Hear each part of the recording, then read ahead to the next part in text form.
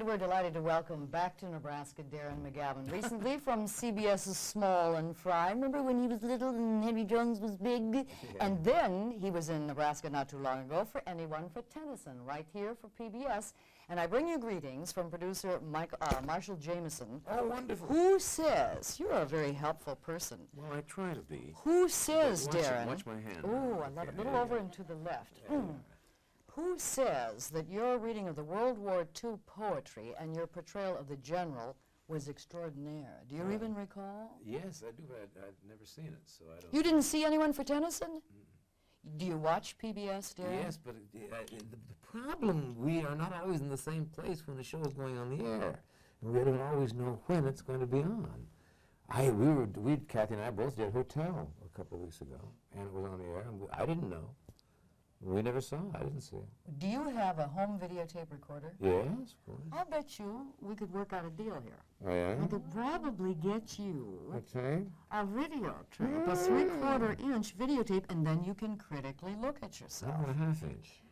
1/2 inch? Yeah. We'll see what we can do. Okay. We'll try to work out something. Right. Speaking of seeing yourself, Yeah. he's starring in a new film now. It's called The Christmas Story, and it'll be released right around Christmas. It's a nostalgic look that I think people that will really appreciate it are people over 40. Oh, I don't. We've had too many kids. No, no, Leta, you're wrong. I got to tell you something. We've had friends in New York. What was the name of the producer that came to New York that you asked for the screening in New York? My wife's sitting over there. Sorry, huh? He buys kids. Yeah, Howard. He buys kids. He brought his children. He brought 2 little kids with him. Howard Gottlieb.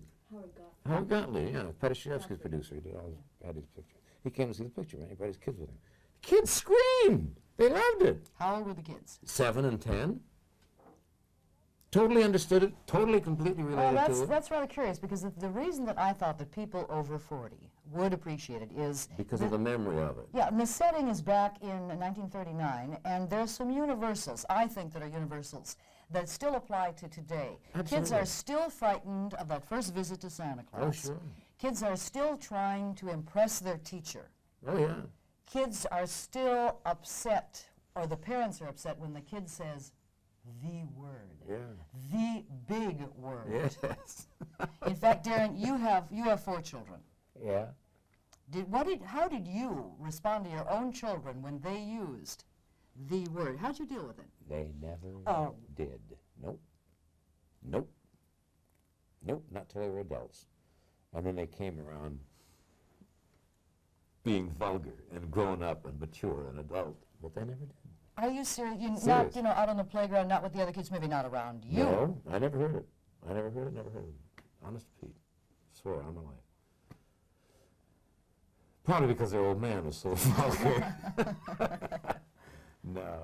But I must say, I think that why I think that you're not, that you may have made a mistaken observation on it, Leta, was because children today still want things desperately. They still want they want a Pac-Man game, they want a computer, they want a bicycle, a 3-wheeled motorcycle, whatever. And it's a substitute. The BB gun's the same thing as a gift today.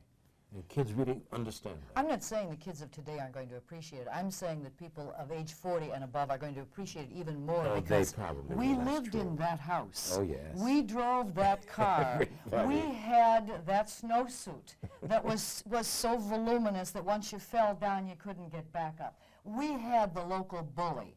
Yeah. Do you know, when I was going to grade school, each day when we would go home, the Catholics were in a school on the other side of the block, and at lunch, we would stone the Catholics. We had a fight every day at lunch. We would take big snowballs and put a big rock in there, and we'd say, "Get the Catholics," and they'd try to get us. So we had the bullies. We identified. Did you ever have your mouth washed out with soap? Yes, I did. Yeah. Well, in the film, they do it with Lifebuoy, which cannot taste too good, I tell you what.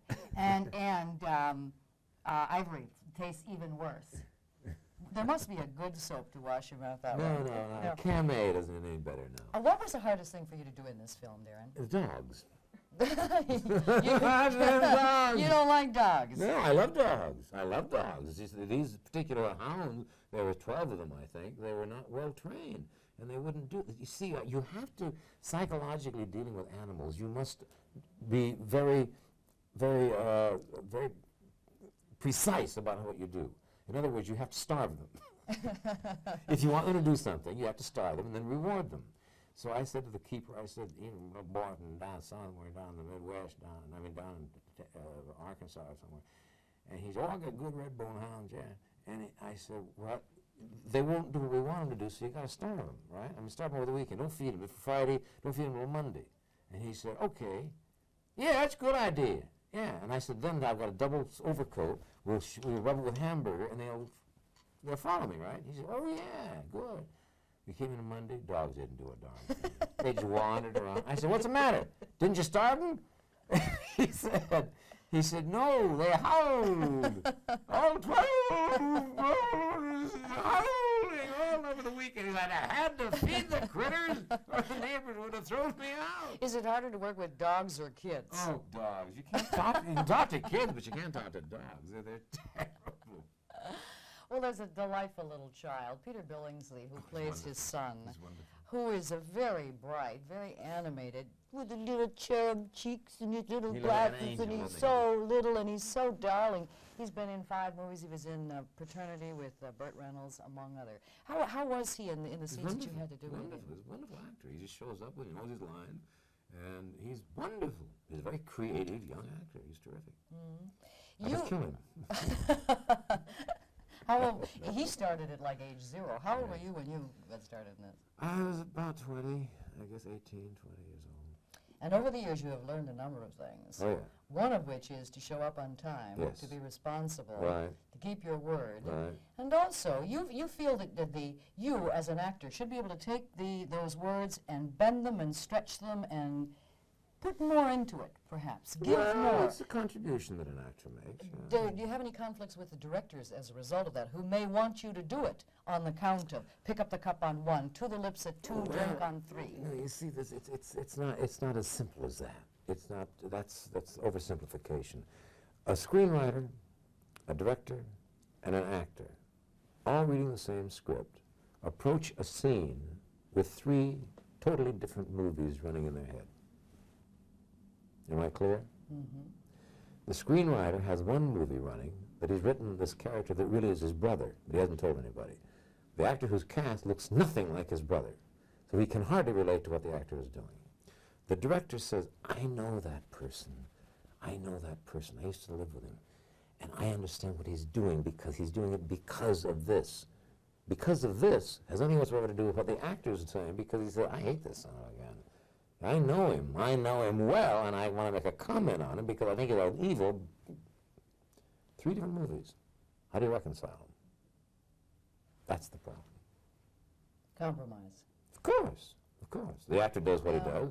The director says, oh, geez, I haven't seen that movie. Well, you use an interesting technique in this, The Christmas Story, in the sense that as a curmudgeon type, kind of a mean father, disciplinarian, strict disciplinarian, he swears. He swears at the furnace. He swears at the lights. Everybody's head. You overload the light socket, especially Christmas time, and a Christmas tree goes and everything. He issues a stream of invectives, but they don't sound bad.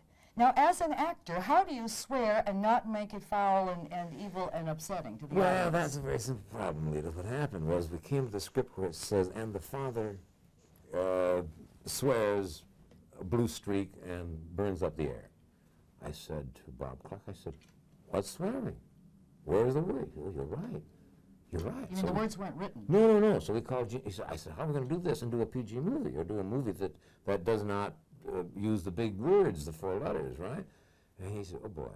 So he called Gene, and Gene Shepard came in, and he wrote a bunch of words using all the consonants that sound like the words, like fagdiggle, and diddle-dock, and cocker-shad. You know. Cocker-shad? Yeah, whatever. Those are words that sound like what they aren't, right? So when we're down, I recorded those things 4 times because we couldn't get the right presents for them coming from the cellar. And it sounds terrible. You say, is he saying those things? Oh, we had to pull Darren off the set. He's working on something else to be with us this morning. What's the next project? Can't talk about it. You can't, it's on the QT? Yeah, I can't talk about it. No, by contractual I can't. Oh, how exciting. But I start next Thursday or next week. I start a 3-hour CBS film for CBS called My Wicked, Wicked Ways, the story of Errol Flynn, of course. Wonderful. Well, perhaps we'll get to chat with you down the road because, of course, we are a CBS television station. Are you? Yes. Well, you'll see me playing an Australian. Oh. Yes, Dr. Now, Keats. you going to tie your kangaroo down, sport? Well, I'm trying to get it up, actually. Are you going to Australia? Watch out for the ruse. No, we're shooting up here. Okay. Well, his name is Darren McGavin. Of course, we welcome him back. And the film is called A Christmas Story. Oh, it's wonderful. a delightful, nostalgic look at a Christmas Funny, back in 1939. A little twisted. It's delightful. Thank you very much. Okay. True stuff. That's it. You'll love it. Stay with us. 10/11 Morning continues.